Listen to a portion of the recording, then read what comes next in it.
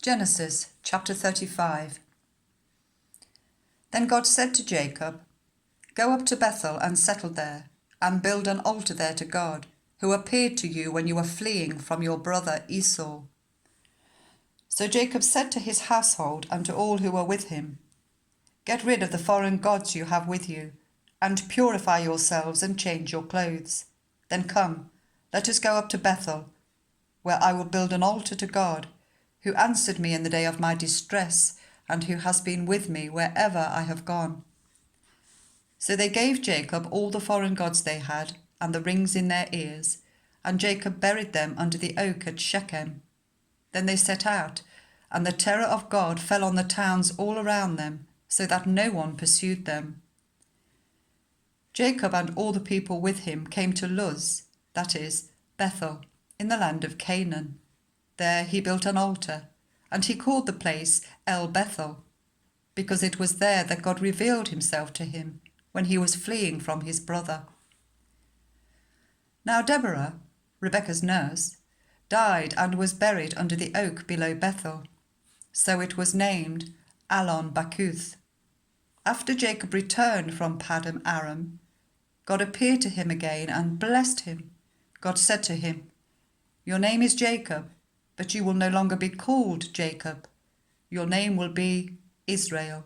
So he named him Israel. And God said to him, "I am God Almighty.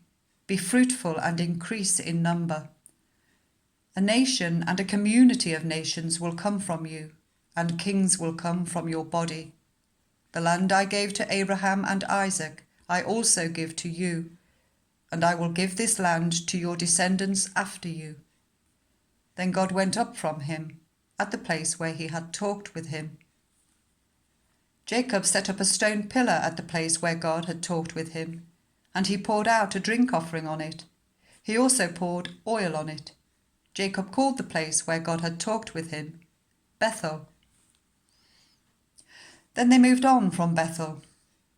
Whilst they were still some distance from Ephrath, Rachel began to give birth and had great difficulty. And as she was having great difficulty in childbirth, the midwife said to her, "Don't despair, for you have another son."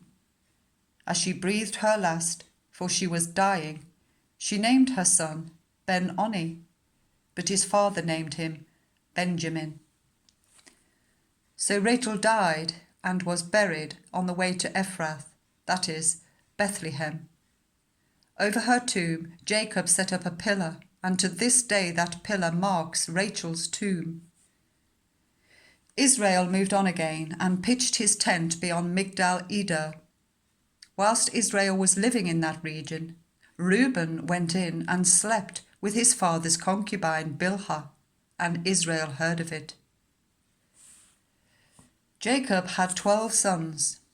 The sons of Leah: Reuben, the firstborn of Jacob; Simeon, Levi, Judah, Issachar, and Zebulun. The sons of Rachel: Joseph and Benjamin. The sons of Rachel's servant Bilhah: Dan and Naphtali. The sons of Leah's servant Zilpah: Gad and Asher.